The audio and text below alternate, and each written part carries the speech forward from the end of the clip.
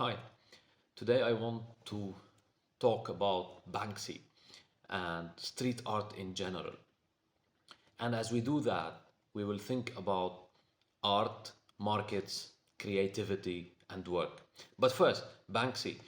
Banksy is one of the most successful, most acclaimed, most well known street artists.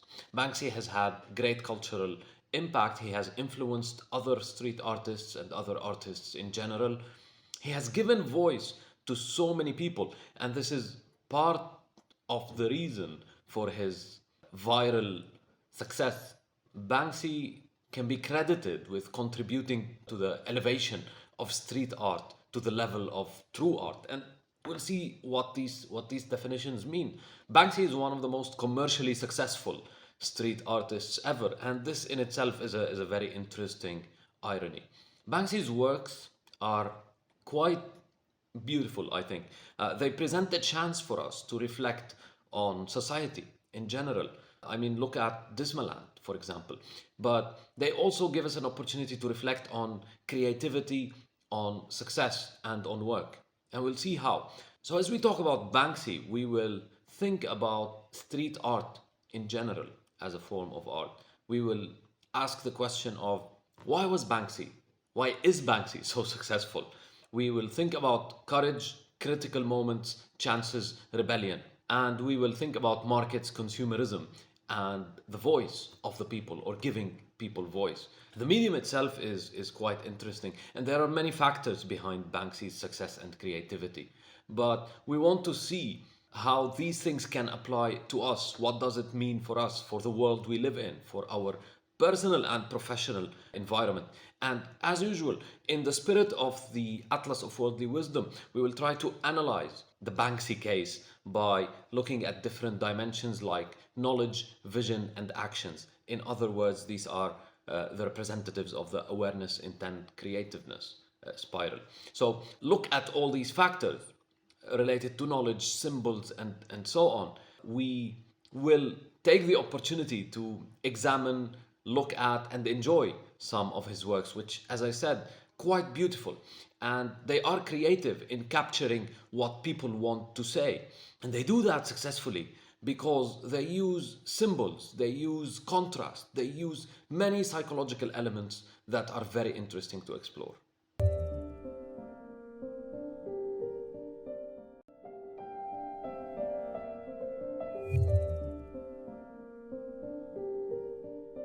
If we want to analyze Banksy's success, we can start from the knowledge component and start with the idea that Banksy is a master of using symbols and simple symbols in particular. So his works have recurring elements sometimes. Some of these themes always appear. Examples include children, teddy bears, the police, shopping carts, and so on. Right? So these symbols, and we've talked about the power of symbols before, they compress meaning, make it easier to communicate. If you want to talk to more people, keep the message simple. And symbols kind of do that if they are shared, right? Shared meanings. So children mean purity and innocence. Teddy bears, a similar thing. The police, it means authority. Shopping carts mean consumerism and the market. And these elements are reflected in some of his most famous works, like Mild Mild West, The Girl with the Police, The Rat, Shop Till You Drop, and so on. Basically, the idea here is that people are mentally overloaded enough, and they typically, the majority, don't have time to sit and think deeply about your own work of art or your ideas. Now, and we will see this, it depends on the audience you are talking to. So this takes me to the second point, which is the contrast and the reuse of symbols. So Banksy's works frequently have this very interesting contrast, juxtaposition between two elements, right? The soldier and the little girl, the vandal and the flowers, and so on.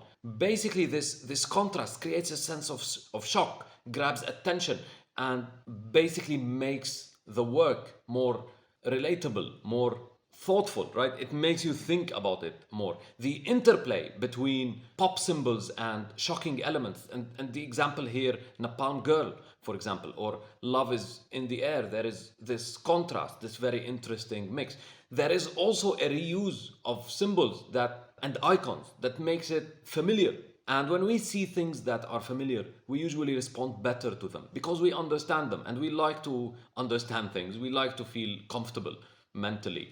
And this sense of familiarity, the repeated symbols, and we saw this example with Picasso, could also be considered as one of the reasons for establishing this success and popularity and fame.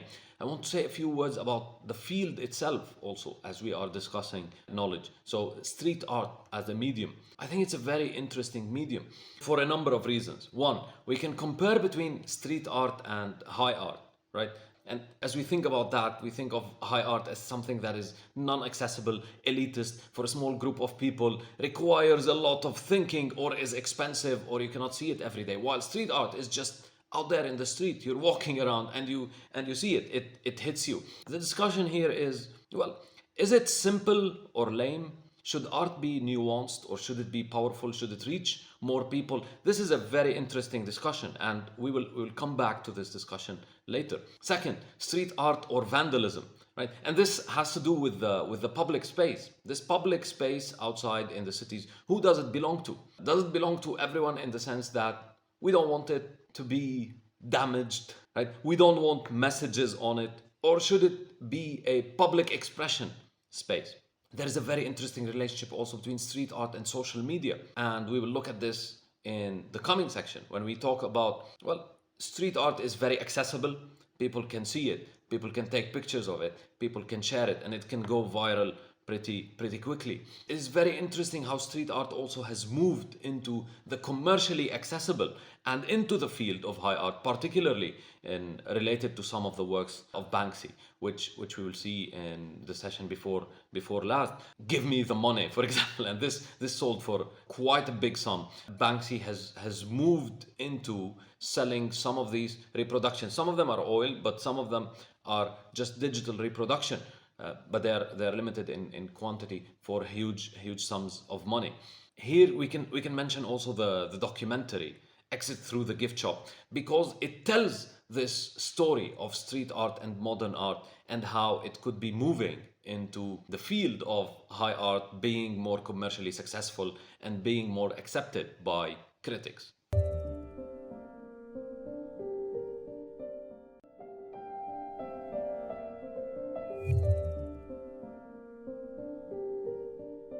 Courage, rebellion, risk are all at the heart of Banksy's success and Banksy's work. Taking chances, critical encounters are all important components here. Banksy's work, the essence of the work of a street artist, involves a lot of courage and a lot of risk, right? Because in some sense, you are challenging the law, you are sort of vandalizing public spaces. So there is the inherent courage in it. And courage usually is rewarded, right? No risk, no return, high risk, high return sometimes. And we have to remember that. In addition to his work on street art, to the timeliness, and when we talk about critical encounters, you have to have the courage at the right moment in time, right? So the timeliness of some of these works related to a certain social trend, a certain political event, a certain health epidemic, whatever happens. But Banksy also, in addition to the regular courage involved with street art, he had courage in other initiatives, right? Other initiatives that were somehow too controversial. We'll see some of these things. The painted elephant ruining his own painting. We'll see some of these. But he also is well known for smuggling pieces of his own art into museums, right?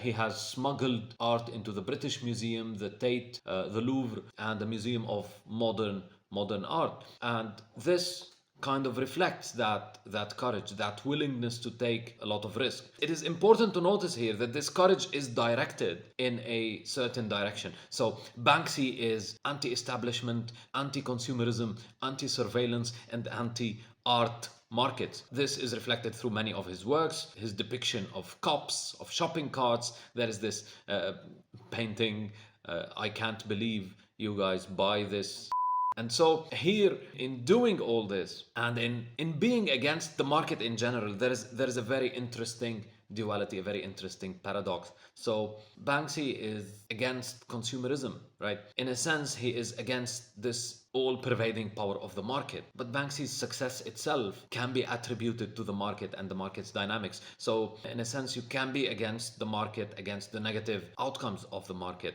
but eventually you have to learn about the market and you have to use the market. Banksy, through the many works that he creates, depicts a very important component of planning, vision, and intent, which is using multiplicity, plurality, and consistency. So there is a sense of repetition, of accumulation. These works of art that have similarities, that repeat, that appear in new places every period of time, they reflect a coherent, consistent image, right? The consistency in the style, which is something we will talk about too, leads to this sort of accumulation of familiarity, accumulation of impact, accumulation of a fan base that with time becomes success and becomes great creativeness. We have to link that to being the voice of the people. And in our age, in our digital media, in our social media age, everyone wants to express themselves, but not everyone has the tools to express themselves.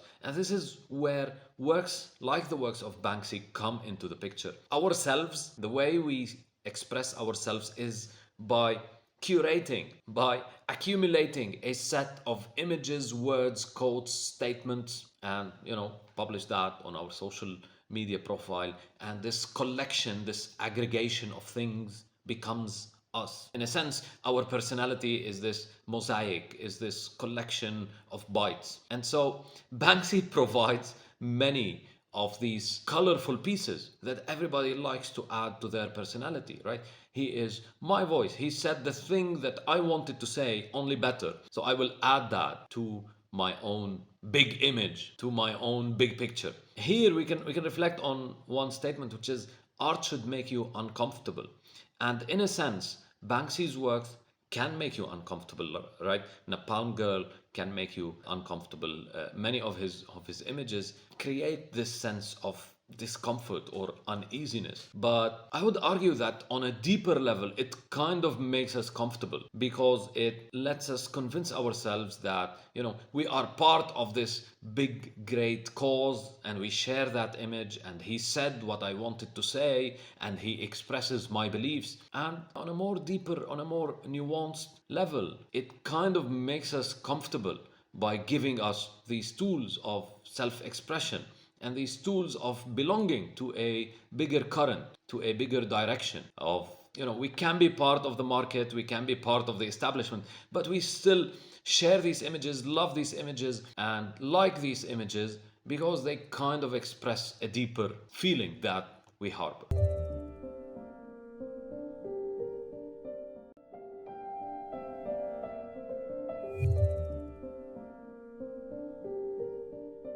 In talking about how actions become creativeness, in Banksy's case, we'll examine four dimensions. One is taking the previous discussion a little bit further, which is on accumulation and critical moments. We will talk about the market and market related decisions. We will talk about consistency, style, and identity. And finally, we will talk about acclaim and free publicity that Banksy has gained. So let's start with accumulation and critical moments. Banksy's works have consistently appeared at the right time in very interesting, controversial locations, which tend to get a lot of attention, a lot of media and audience attention. His paintings on the separation wall in Palestine, in the West Bank, are a very interesting example on this. They got a lot of attention.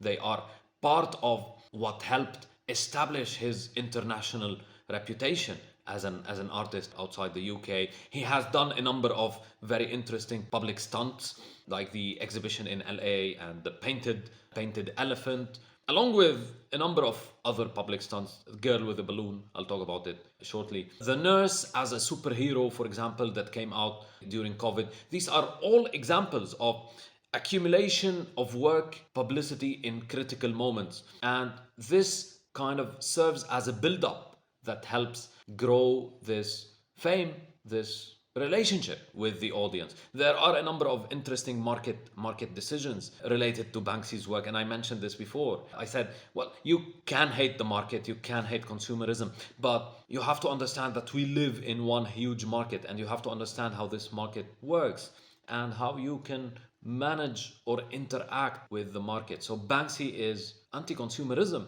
but he is, maybe ironically, a star, an absolute star in using the market.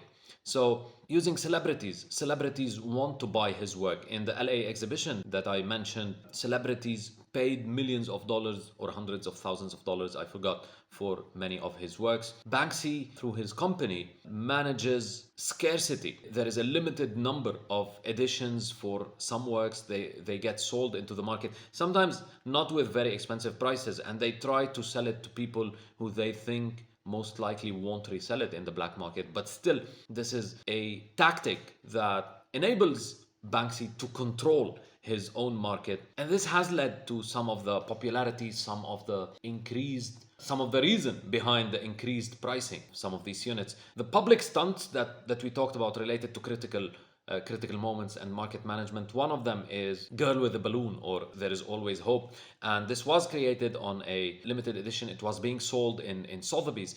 And when the sale was completed, the frame started shredding the picture. Okay, Banksy had installed it that way as a statement maybe against the art market, but as the image was being shredded, the device malfunctioned.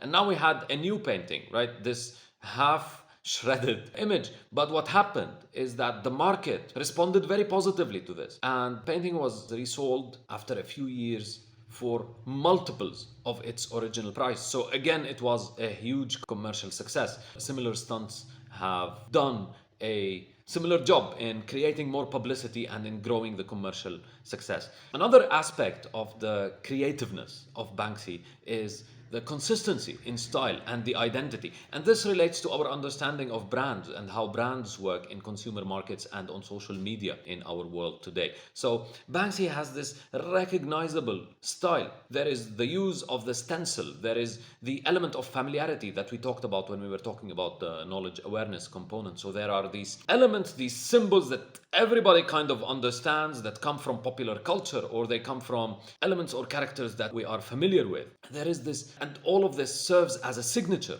for Banksy and the Banksy brand. So in a sense, again, relating to my previous point, excellent and expert use of market mechanisms. Finally, Banksy's work has benefited from a lot of acclaim and free publicity because of social media, because of media in general, and the attention element that is built into these critical moments, these new works. Once you have an element of publicity, once you have familiarity, once you have established a relationship with the audience, the accumulation accelerates the power of your work, right? And so this has happened to Banksy. If Banksy creates a work now, today, appears on some wall in some city, you can be sure that it will be all over social media, it will be all over the media tomorrow. So this relates to the power of well-known stories. It has to do with how culture works, and it has to do with our description of symbols and which symbols become popular and why. And this relates to the point we mentioned about Picasso and about Einstein again and again. Why is Picasso/Einstein famous? Well, because they are in the media. But why are they in the media? Because they did something, because they are famous, and the media wants to have people who are famous in the news. This takes us to the documentary Exit Through the Gift Shop, which is a beautiful story, and I recommend seeing that because it kind of reflects these themes. Terry, this quote-unquote modern artist, becomes a modern artist, I think, by virtue of word of mouth, by virtue of recommendations from Shepard and Banksy himself. And these words from famous artists help make this new person who is unknown, whose artistic credibility is questionable, to say the least, they make him this famous, sought-after artist. And this kind of is a jab that Banksy takes at the high art scene, right? And this relates to our discussion on high art versus art, and we'll look at that again as we conclude this discussion on Banksy with a number of critiques and an overall evaluation.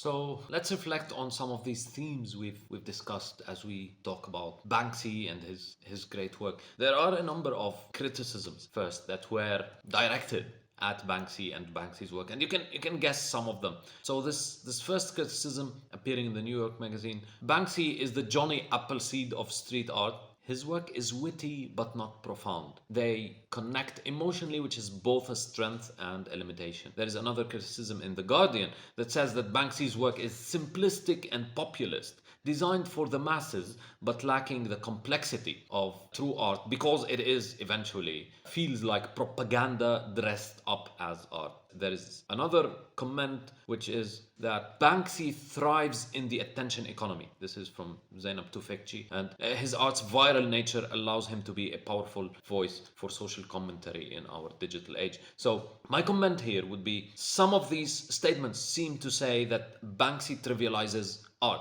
by having this simpler message that I talked about in the beginning. I said if you want to address the masses, you have to make your message simple in a sense. So it all depends on the audience that you want to address. How many people are you talking to? And let's remember that street art, this beautiful form of art, is talking to everyone. It is accessible art. It talks to everyone. It addresses everyone. So the message has to be kind of simplified. But who said that true art is only art that is understood by a small percentage of people, or art that is only accessible by a number of rich people, quote unquote, ironically here, because Banksy's works were kind of commercially very popular. So Banksy was able to use the market against the market in a sense through his commentary. He criticizes market related behaviors, but the market has done him great favors commercially, so to speak. But what I want to say here on this discussion of high art, which is nuanced and complex, versus low art, which is accessible and easy, is that not all of his works are so simple and non-nuanced or just feel like propaganda like some of these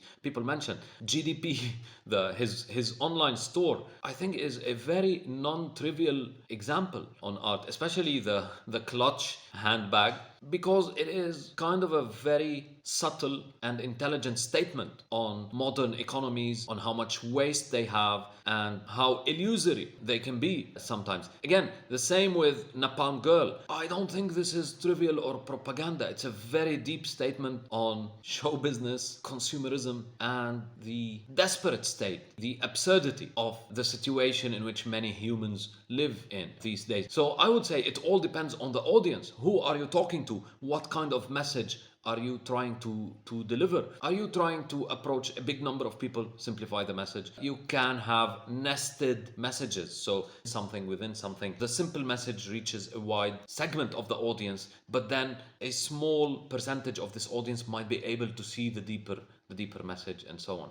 So back to Banksy's success. Why was Banksy so successful? It is all these elements, making art accessible. These things that we've discussed and reflected on. Rebellion, being the voice of the people. Expert use of symbols, expert use of the market. Deep psychological insights that are revealed by his work. And our reflection on his work has been very rich because it makes us think about different elements related to creativity, related to symbolism, related to shared knowledge, related to courage, to resources, and to the use of different tools available to us to achieve our creativeness. And one of these is the market, the media, and brands, even, as we talked about some of these. So to conclude, this whole journey through Banksy's work has been an opportunity to reflect on creativity, on institutions, on market, and on giving voice to the people, on using knowledge and using all kinds of resources to achieve great cultural, social,